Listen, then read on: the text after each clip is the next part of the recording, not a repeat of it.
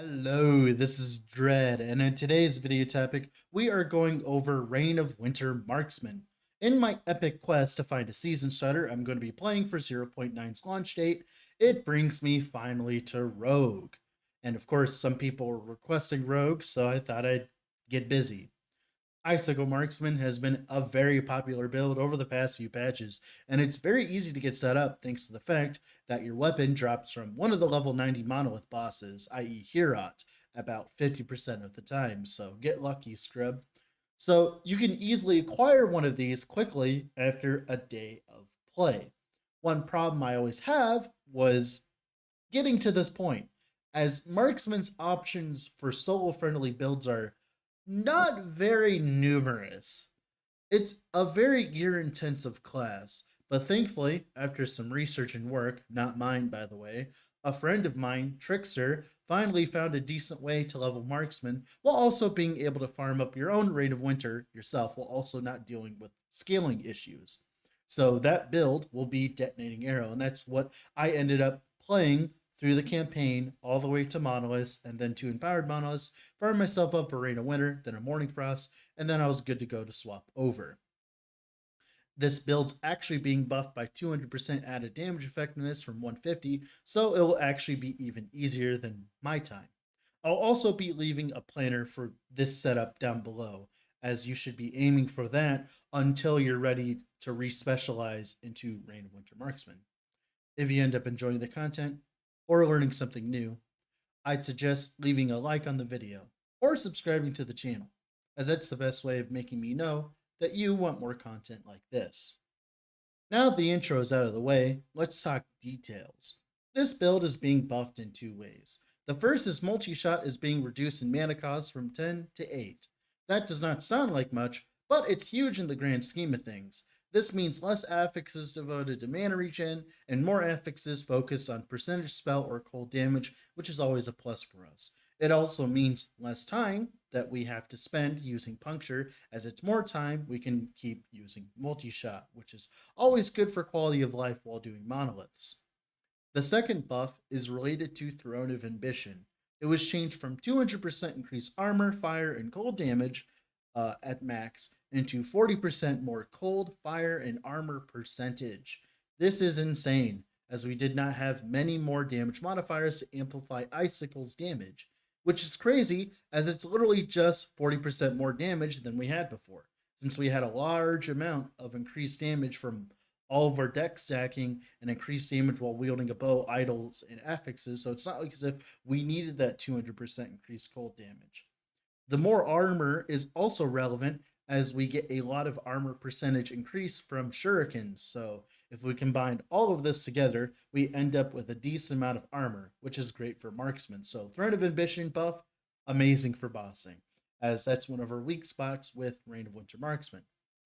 If you don't know how this build works, we are proccing a projectile from our bow, Reign of Winter. This deals spell cold damage. We use multi-shot to proc all of these, and since we get a lot of projectiles going off, it leads to a lot of free icicles. These icicles always pierce enemies, which make them very strong for clearing monoliths. We then abuse the critical strike vulnerability stacks that we can apply thanks to the fact we're a marksman, since we hit so many times. This is great as we don't have many ways to access base critical strike chance anyways, and it means that we do not have to focus at all with critical strike chance on our gear or anywhere else. We then utilize Morning Frost dexterity stacking to achieve a lot of the increased and flat damage that we otherwise would not have, as we do not have many options to increase the flat on our icicles, since Marksman isn't really a spell class and we're wielding a bow which has only a little bit of flat on it. All of this combines leads to one of the stronger builds of 0.9. Hopefully this kind of build stays in the game for 1.0, as it's definitely one of the more exciting concepts to play around with, and it's one of the easier builds to get started for a new player. With all that being said, let's go in game, shall we? Alright, here we are in game with the build with the Icicle Marksman. I played this build all the way to like level 92 in SSF and grinded out my own Reign of Winter. I also grinded out my own Morning Frost as well, which is great. So let's just talk about our skill choice, shall we? So our first skill, of course, is Morning Frost. This is being changed from a 10 mana cost to a 8 mana cost. This will reduce it from 14, I think, to 12, unless this mana efficiency node is too much. I think it will go to 12, I think, at the end. I'm not entirely sure.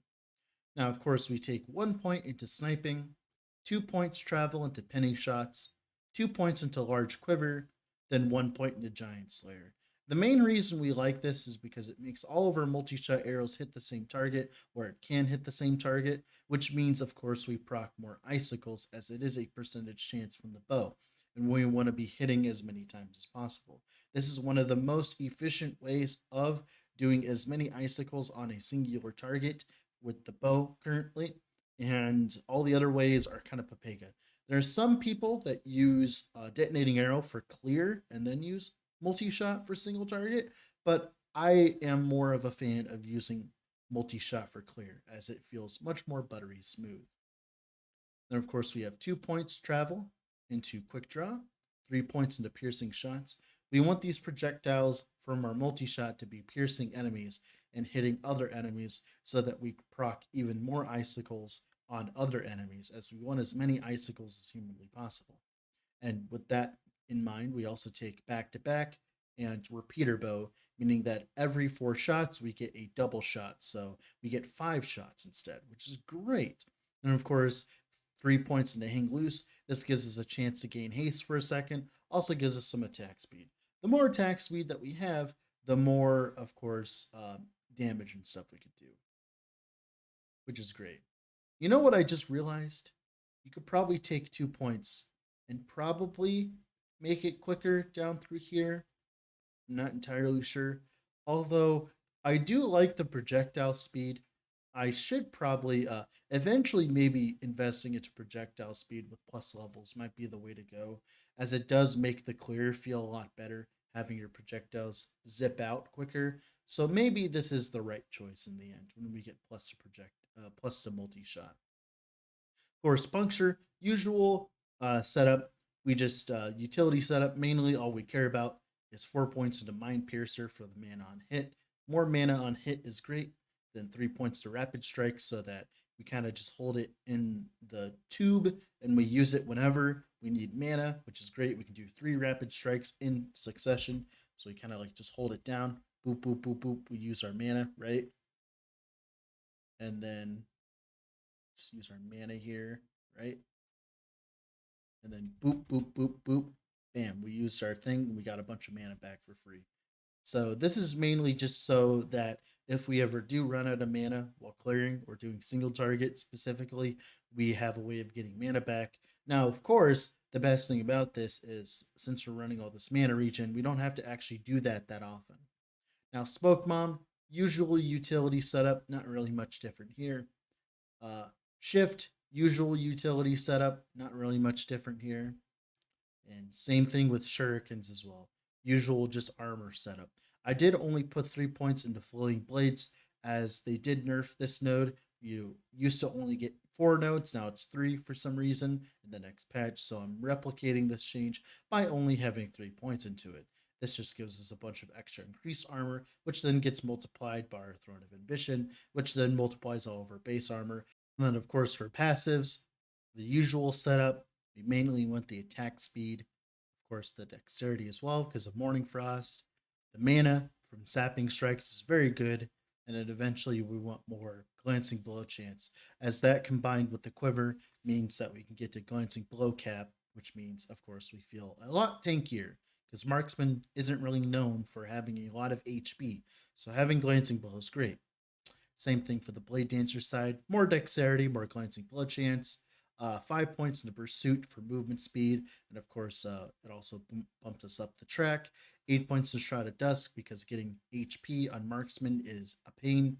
Then 1 point to Apostasy. This is only until we get the quiver to give us the glancing blow. Then we can take this out, and then we're fine, but not with this cheap setup. And then for Marksman, it's kind of the same setup. 8 points in Draining Arrow, just get all that attack speed. This crit vulnerability is why we're critting all the time, which is great. Just getting Siege Quiver in combination with fire and steel means that we have 6 arrows with us always, and that's 18% ele res across the board, since none of our attacks are elemental attacks and they don't consume the arrows. So it just gives us a bunch of ele res, which is free. 2 points here. This setup is mainly just for free silver shrouds, which means every so often we can dodge an attack for free. 4 points travel into sharpshooter. We don't really care about the damage that it's giving us. We more care about the armor shed chance we get from death from afar, as since we're using a unique bow and it's a bow that doesn't really get LP often, it means that we have to get some other source of armor shred because we're doing hits and we're doing a lot of hits. So having this armor shed chance with the sharpshooter stacks means that we're essentially always at max stacks of like armor shed for ourselves. 1 point travel in a barrage of pain, then 5 points in the perfect aim for a bunch of crit multiplier. Also, as well, the health on crit keeps us alive in boss fights because we're hitting a lot of times with our multi shots and our icicles. This is essentially all of our sustain. We don't need any source of leech, no, nothing. Literally no leech other than this. And of course, 2 points into Master Archer for the extra arrows, because that's extra chance to proc even more icicles. Now for gearing, like I said, from the level from Herot, you can get Reign of Winter. Like I said, you just play Detonating Arrow till you get this.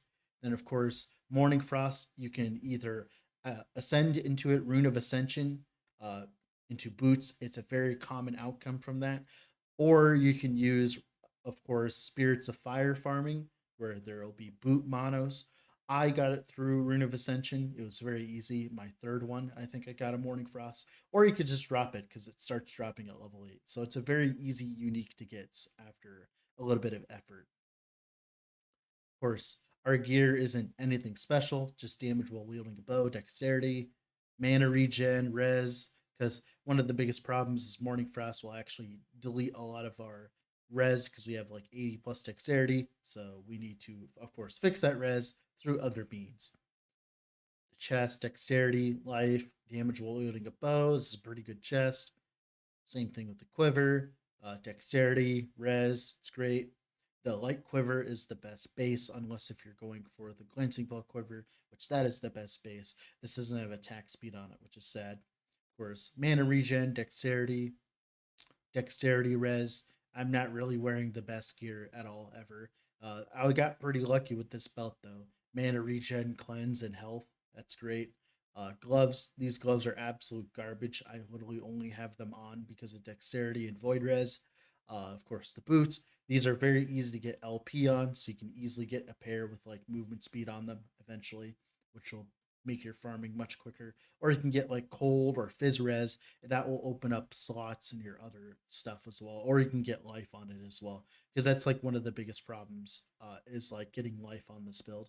Of course, as well, dexterity, mana regen. Like I said, when they buff multi shot to have less of a mana cost, we can add crit multi to places where we already have, of course, mana regen or increased damage, which will give us a bunch of damage. Now, right now, I'm just running a bunch of idols that I found on the floor, just a bunch of increased flat health idols and res idols. But eventually, once you get all of your gearing set up and you don't need all this res and all that, and you don't need this extra HP, you can, of course, run a Throne of Ambition, which is 40% more damage next patch, which is wonderful, obviously. And you can also run increased damage while wielding a bow idols. Or, of course, you can just go the chonky way and just go for idols with health on them.